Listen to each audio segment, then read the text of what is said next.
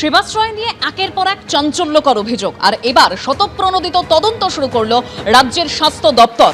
স্বাস্থ্য দপ্তরের তরফ থেকে কোনো সরকারি অর্ডার কি হয়েছিল, নাকি মুখের কথায় স্বাস্থ্যকর্তারা উপস্থিত ছিলেন সেবাশ্রয়? স্বাস্থ্য দপ্তরের কে এবং কারা সেবাশ্রয়ের সঙ্গে জড়িত ছিল তা খতিয়ে দেখা হচ্ছে। সেবাশ্রয় যে মেশিনগুলি ছিল সেগুলি কোথা থেকে এসেছিল? সরকারি হাসপাতালের চিকিৎসকদের সেবাশ্রয় যাওয়ার অনুমতি কে দিল? সেবাশ্রয় পরিচালনা করা বা তার বাস্তবায়নের জন্য কোনো লাইসেন্সিং অথরিটি ছিল কি?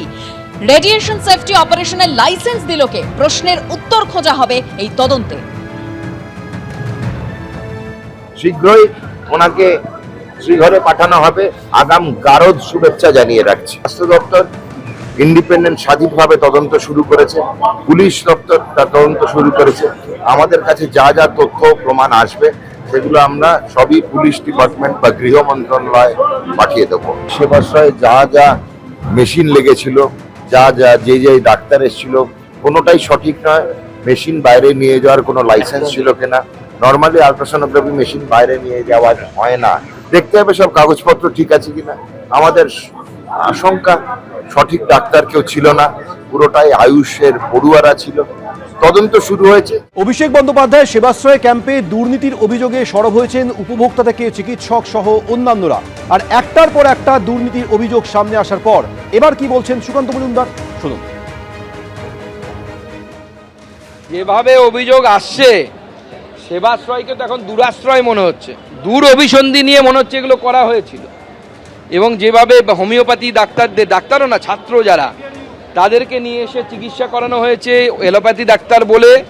তার সাথে বলা হয়েছে যে সমস্ত ছাত্ররা, ডাক্তারি ছাত্র পড়ুয়ারা এই সেবাশ্রয় বা দুরাশ্রয়ে অংশগ্রহণ করবেন, তাদের পরীক্ষাতে ভালো মার্কস পাওয়া যাবে এবং সরকারিও চাকরি নাকি তারা পাবে। যে এর তদন্ত হওয়া উচিত। এই ধরনের একটা দুটো ঘটনাও যদি ঘটে থাকে তাহলে তো এটা হয়ে গেল সেই জব স্ক্যাম হয়ে গেল, অর্থাৎ চাকরি দুর্নীতি হয়ে গেল। সেবাশ্রয় বা দুরাশ্রয়ে যারা গেছিলেন তারা সরকারি চাকরি পেয়েছেন। এই ধরনের ঘটনা ঘটলে এটাও জব স্ক্যাম, এটাও চাকরি দুর্নীতি। শরীর সুস্থ থাকলেও ক্যাম্পে যেতে হতো, না গেলে হুমকি দেওয়া হতো, জল এবং বিদ্যুতের লাইন কেটে দেওয়ার হুমকি দেওয়া হতো। আবার কখনো অভিযোগ সামনে এসেছে যে যা প্রতিশ্রুতি দেওয়া হয়েছিল চিকিৎসা করানোর সময় সেই কোনো প্রতিশ্রুতি পূরণ হয়নি। আর এবার দক্ষিণ 24 পরগনা নার্সিং হোম ওনার্স অ্যাসোসিয়েশনের সভাপতি জাহির ইসলাম কি অভিযোগ করেছেন শুনুন। সেবাশ্রয়ে আমরা অনেকটা ক্ষতিগ্রস্ত হয়েছি। প্রত্যেকটা নার্সিংহোম থেকে বহু কিছু জিনিস দিয়েছে আমাদের। সাউথে ক্যানিং, গোসাবা, বাসন্তী থেকে শুরু করে এই বিষ্ণুপুর বা আমাদের ডায়মন্ড হারবার, সমস্ত নার্সিংহোম, আমাদের ফলতা, সমস্ত হসপিটাল কম বেশি সব সাপোর্ট করেছে। যদি সাপোর্ট না করা হতো, দেখতেন তৎকালীন সময় হয়তো দেখা যেত সমস্ত নার্সিংই বন্ধ করে দিতে পারতো। ওগুলো আমাদের কিছু করার নেই, ইচ্ছার বিরুদ্ধেও আমাদের করতে হয়েছে। থ্রেড কালচার অবশ্যই এটা বলা যেতে পারে। না দিলে আমাদের হসপিটাল বন্ধ হয়ে যাবে। সব জুনিয়র ছেলেদের মেয়েদের এনেছে, তারা কিন্তু জানে না। আমি জানি অনেক জায়গায়, অনেক ইনস্টিটিউশন থেকে, নাম বলতে চাইছি না, তাদের তো কোনো দোষ নেই। বাচ্চা বাচ্চা ছেলেমেয়েরা এসছে, তাদের আমি জিজ্ঞাসা করেছি, তারা কেউ বলেছে সেকেন্ড ইয়ার পড়ছি MBBS, কেউ থার্ড ইয়ারের। তারা নিজেরাও বলছে যে স্যার আমরা ডক্টর নেই, আমাদের তো এই বলে আনে না, আর আমরা জানিও না। আর ওদের তো কোনো ডিস্টার্ব করে লাভ নেই। ওরা তো ওদের কোনো একটা বাবা মা সন্তান, ওদের তো ফিউচার বলে আছে। আর ওরা কিছু জানেও না, ওদের কোনো ডাক্তার বলে নিয়ে আসাও হয় না, ওদের পেশেন্ট দেখতে হবে সেটাও জানে না। তো যে কোনো জিনিসের হওয়া ভালো, তদন্ত করছেন সেটা আমি স্যালুট জানাই। কারণ হচ্ছে ফেক জিনিসটা বা মিথ্যা জিনিস যেটা করিয়েছে কেউ বা কারা করিয়েছে, আজকে যদি দিনে বলেন আপনারা যে এই চিকিৎসাটা ভুল হয়েছে, বাচ্চার ছেলে মেয়েদের এনেছে, তারা কি জানে? তাদের কি দোষ? আদৌ তো তারা তো ডক্টর নয়, তাদের এনে কাজ করানো হচ্ছে বাই প্রেসারে, ভয়েতে অনেকে এসছে। এবং সে চিকিৎসা কেন্দ্রে এসে সে কী ওষুধ দিয়েছে, একটা জুনিয়র ডাক্তার সে কী জানবে যে এই ওষুধটা দেওয়া হয়েছে বা এই ওষুধটা কিসের ওষুধ? সে ওই সম্পর্কে কিন্তু ওয়াকিবহাল না, কারণ তারা পরিপূর্ণ ডক্টর নয়। এটা তো অন্যভাবে হয়েছে, সেটা সবই বুঝতে পারছেন। তদন্ত দরকার আছে, তদন্ত করুক। যারা সত্যিকারের, যাদের ইনস্ট্রাকশনে যারা করিয়েছে এই ফেকবাজি কাজ, তাদের উপযুক্ত শাস্তি হওয়া দরকার। এবারে আপনাদের দেখাবো একজন খোদ সরকারি চিকিৎসক, তিনি অভিযোগ করছেন যে সেবাশ্রয় ক্যাম্পে কিভাবে দুর্নীতি করা হতো, নিয়ম ভাঙা হতো। বিনামূল্যে চিকিৎসার কথা বলা হলেও অভিযোগ সরকারি হাসপাতালের পরিবর্তে ঘুরিয়ে বেসরকারি হাসপাতালে রোগীদের ভর্তি করা হতো। এরপর স্বাস্থ্যসাথী কার্ড ব্যবহার করে তুলে নেওয়া হতো কোটি কোটি টাকা। এরকমই চাঞ্চল্যকর অভিযোগ করেছেন অভিষেক বন্দ্যোপাধ্যায়ের সেবাশ্রয়ের কোঅর্ডিনেটরের দায়িত্ব সামলানো সরকারি এই চিকিৎসক। অভিষেক ব্যানার্জি তো প্রাইম অ্যাকিউজড পার্সন, তার সঙ্গে লোকাল যে সমস্ত অপারেশনাল অ্যাসেটগুলো ছিল পলিটিক্যাল লেভেলে, যেমন দিলীপ মণ্ডল, জাহাঙ্গীর খান, মেহবুব গাইনি, এরকম প্রায় গোটা 12-13 জন রয়েছে, গোপাল সাহা, যেমন দিলীপ মণ্ডলের নাম দিয়েছি, এই হচ্ছে দিলীপ মণ্ডলের প্যাড। এতে পরিষ্কার করে রেখেছে, উনি নিজে বলছেন যে আমাদের এমপি অভিষেক ব্যানার্জির নির্দেশ অনুযায়ী আমরা এখানটা ক্যাম্পটা করছি এবং আপনারা 22টা রুমের ব্যবস্থা করুন এবং তাদের স্ন্যাক্সের ব্যবস্থা করুন। হ্যাঁ, এবার 15 দিন ধরে আপনার যদি 22 জন লোক, তার 22টা রুম আর এই স্ন্যাক্সের কত লক্ষ টাকা বিল হবে, এটা টোটালি কন্ট্রিবিউশন করতে বলেছে। বেআইনিভাবে এই যে ক্যাম্পগুলোকে অর্গানাইজ করা ডিএম এর পারমিশন ছাড়া, সিএমএইচ এর পারমিশনের ছাড়া অভিষেক ব্যানার্জি কি করে করলো? তাহলে ডিএম সিএমএইচ এর রেসপন্সিবিলিটি কোথায় গেল? আমাকে একজন ডিএমএইচ বলছেন যে আমাদের যে তৎকালীন ডিএম যে সুমিত গুপ্তা, তিনি নাকি সমস্ত ডিএমএইচ সিএমএইচদের এসে বলেছেন যে সরকারিভাবে সব কিছু অ্যাপারেটাস থেকে আরম্ভ করে লোকবল থেকে আরম্ভ করে সব কিছু দিয়ে হেল্প করতে হবে ক্যাম্পগুলোকে। সেইটাকে ইউজ করিয়েছে ফোর্সফুলি ডিএম সুমিত গুপ্তা।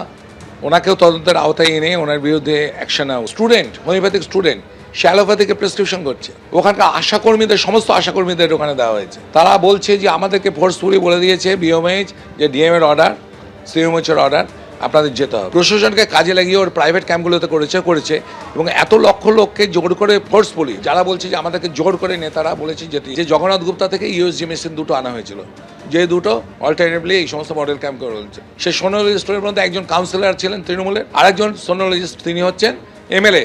এই দুজনকেও তদন্ত আনা উচিত। ক্যাম্পে ম্যাক্সিমাম ডাক্তার যারা আসছিল তারা আয়ুর্বেদিক, হোমিওপ্যাথিক, ডেন্টাল এবং maximum student, Ayurvedic student, homeopathic student যারা আসছে তার মধ্যে ম্যাক্সিমাম স্টুডেন্ট ছিল আয়ুর্বেদিক। ডাক্তার পাশ করা আয়ুর্বেদিক খুব কমই ছিল, কয়েকজন। হ্যাঁ, ম্যাক্সিমাম স্টুডেন্ট ছিল, যেটা সম্পূর্ণভাবে একদম বেআইনি এবং এইভাবে মানুষকে নিয়ে ছিনিমিনি খেলাটাও এটা একদম অপরাধযোগ্য। আমি তো প্রথমে চিকিৎসক হিসেবে ক্যাম্পে এসেছিলাম, তারপরে ক্যাম্পে করতে করতে আমাকে দায়িত্ব দেওয়া হয়েছিল। ক্যাম্পটা করেছিলেন অভিষেক ব্যানার্জি এবং তার সঙ্গে 4-5 জন ডাক্তার মেনলি কন্ট্যাক্টে ছিল, যোগাযোগে ছিল, ক্যাম্পটা আয়োজন করেছিল। তাদের কাছে আমি অনেকবার বলার চেষ্টা করেছি, তারা সেইভাবে আমাকে পাত্তা দেয়নি।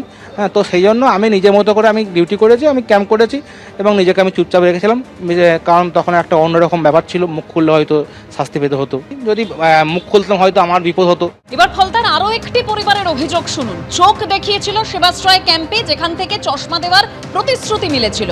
তার স্বামীর হার্টের সমস্যা থাকায় একাধিক রক্ত পরীক্ষা করা হয়েছিল, কিন্তু আজ পর্যন্ত সেই চশমাও তিনি পাননি আর রক্ত পরীক্ষার রিপোর্টও পাননি। শুনুন।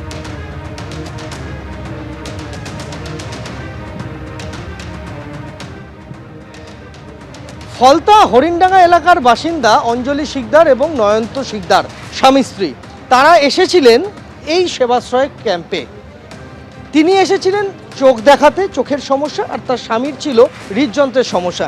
আপনারা দুজনে এলেন, ডাক্তার দেখালেন, কি হয়েছিল?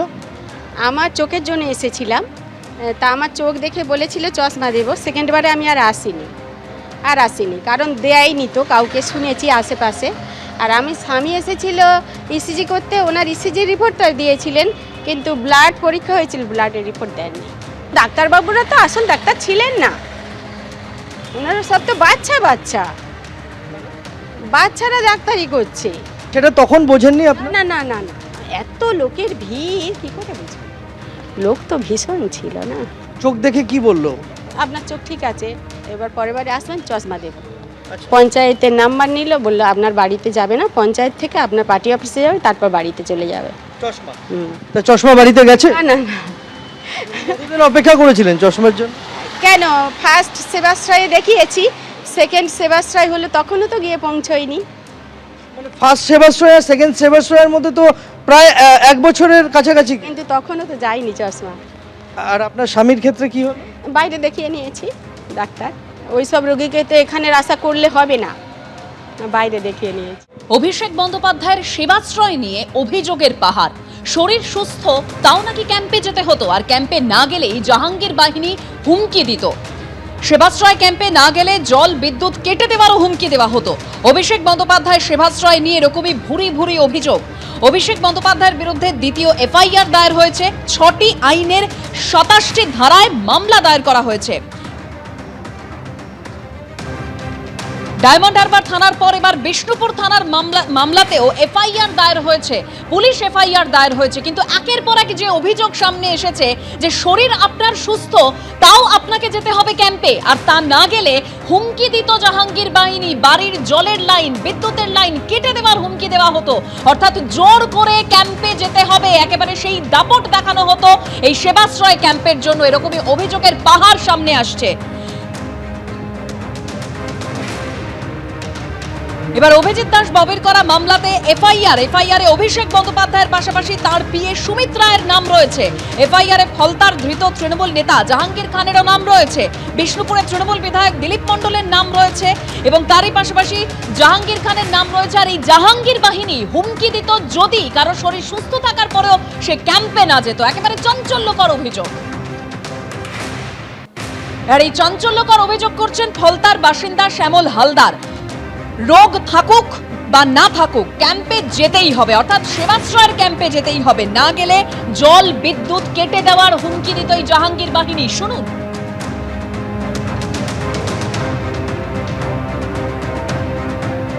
ক্যাম্পে যেতেই হবে এমন ফতোয়া বা নির্দেশ জারি করেছিলেন স্থানীয় তৃণমূল নেতারা।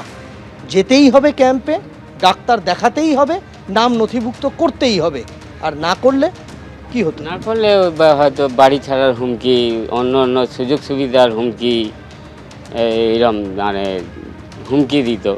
যেতেই হবে, না তো মারধর, এইরকম ভাবের হুমকি সব। মানে ওটা তো একটা মেডিকেল ক্যাম্প, ওখানে তো রোগ না হলে যাব। ও রোগ না হলেও প্রত্যেকে যেতেই হবে ক্যাম্পে, ও জোর জুলুম, ও যেতেই হবে। আপনারা যে কেন যাব? ও ও গল্প নেই, ও জানার গল্প নেই, তাহলে তার আগে ঘা পড়ে যাবে। জানতে গেলেই তার আগে ঘা পড়ে যাবে দুমদাম। মানে আপনাদের যেতেও হয়েছিল? যেতে হয়েছিল, আমি একা শুধু যাইনি, আমার পরিবারে আছে, সব যেতে হয়েছিল। তাদের কি কোনো অসুখ ছিল? না না না না, ওরম কোনো অসুখ ছিল না, না না সেরম না, কিন্তু জোর জুলুম যেতে হবে। এটা কারা করতো, কারা এসব? এটা ওই স্থানীয় তৃণমূল নেতারাই বলতো আর কি। এবারে ওই জাহাঙ্গীর খানের নির্দেশে বাড়ির লোকজন দেখাতো, ওই ওষুধ ফষুধ কি দিত সব ওই সবে। এবার আমাদের বাড়িতে বলে দিচ্ছে সব না খেতে আর কি, ওষুধটা না খেতে। আপনি বললেন যে না গেলে সুযোগ সুবিধা বন্ধ করে দেবে। কি সুযোগ সুবিধা? রেশন বন্ধ করে দেবে, ইলেকট্রিক কেটে দেবে, জল বন্ধ করে দেবে, টাইম কলের জল বন্ধ করে দেবে, এইসব মারধর হবে। এগুলো কি বলতো না করতো? করতো করতো, অনেকের মারধর হতো। এবিপি আনন্দ এগিয়ে থাকে, এগিয়ে রাখে।